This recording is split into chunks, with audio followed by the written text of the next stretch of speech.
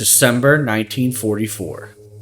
After conducting operations against Japanese forces in the Philippines, U.S. Navy Task Force 38 under Admiral Bull Halsey is moving to refuel in the Philippine Sea.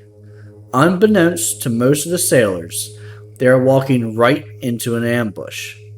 But it's not the Japanese they have to worry about. It's Mother Nature.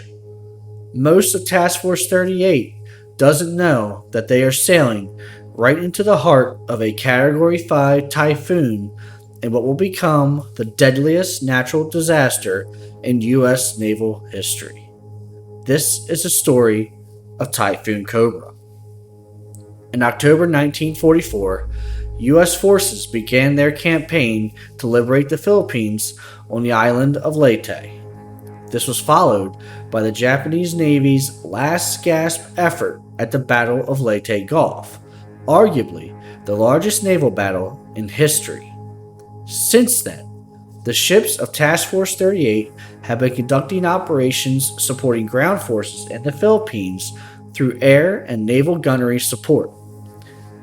Task Force 38 has to be refueled around mid-December before returning to continue its critical mission.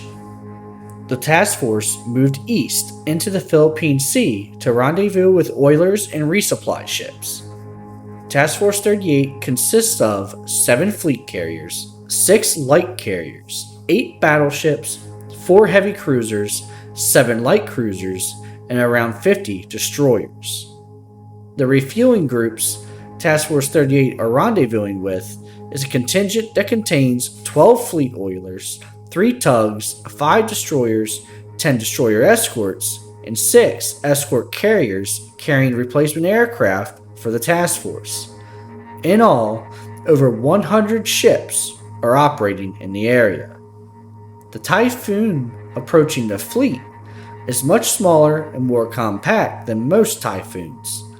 Despite some warning signs, such as low barometric pressures, this storm is misdiagnosed and is believed to be a tropical depression or otherwise a small cyclone. In reality, Typhoon Cobra produces sustained winds of up to 160 miles per hour, the modern-day equivalent to a Category 5 storm. On December 17th, the seas around Task Force 38 became extremely rough as the outer bands of the typhoon began to reach the ships. Many ships, especially the smaller destroyers, are still waiting to be refueled. Due to the increasingly severe conditions, Admiral Halsey ordered his vessels to stop refueling and begin filling their fuel tanks with seawater to act as ballast for the ships.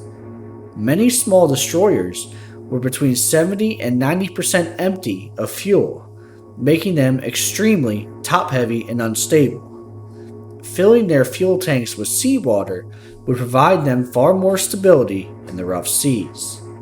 Some of these destroyers were so low on fuel that they likely wouldn't have enough to ride out the storm. Instead of adding seawater to their tanks, many opted to wait in hopes of being able to refuel.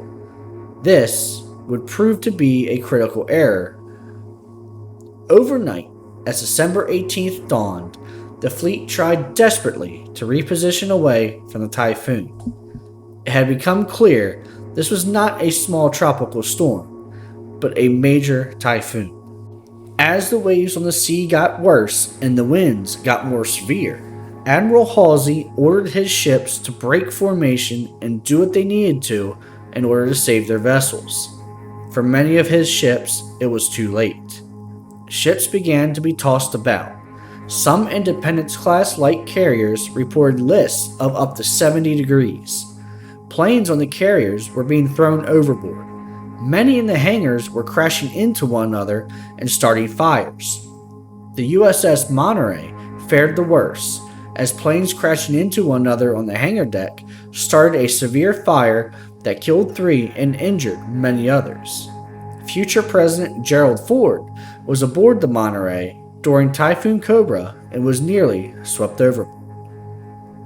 USS Spence, a Fletcher-class destroyer, was nearly out of fuel and opted to fill her fuel tanks with seawater, but she waited until it was far too late.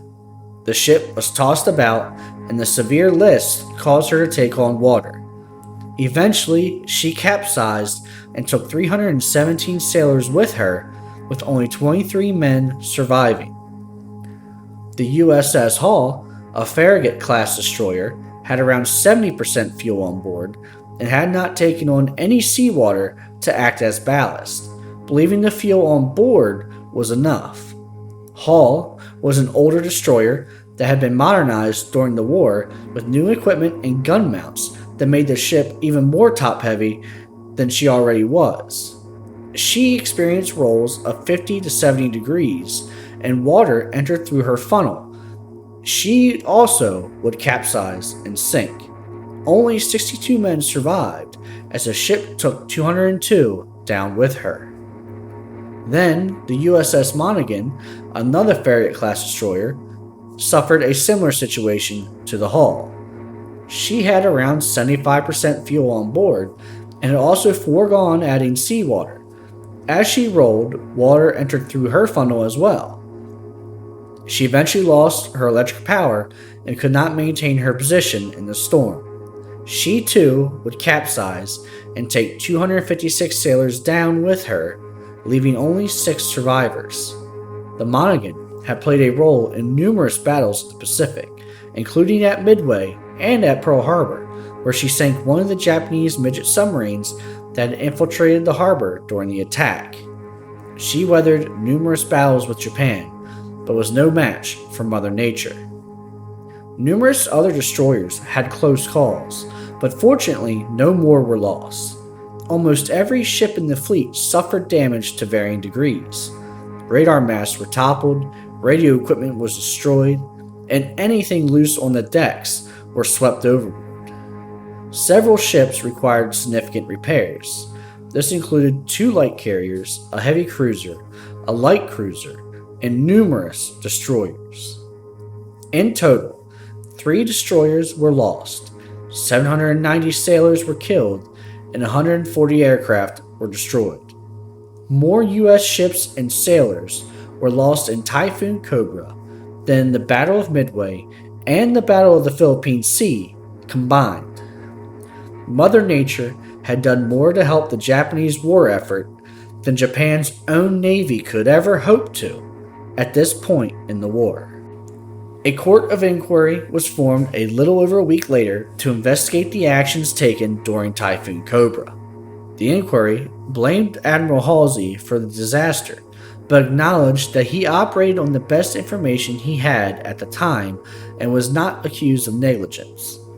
The disaster led the Navy to establish better weather monitoring practices and infrastructure, which would eventually evolve into the Joint Typhoon Warning Center, which is based in Hawaii to this day. The Navy would go on to encounter several other typhoons the following year, but none were as devastating or destructive to the Navy's fleet as Typhoon Cobra. I hope you found this video informative, and please like this video so it can reach more people, and I'll see you on the next one.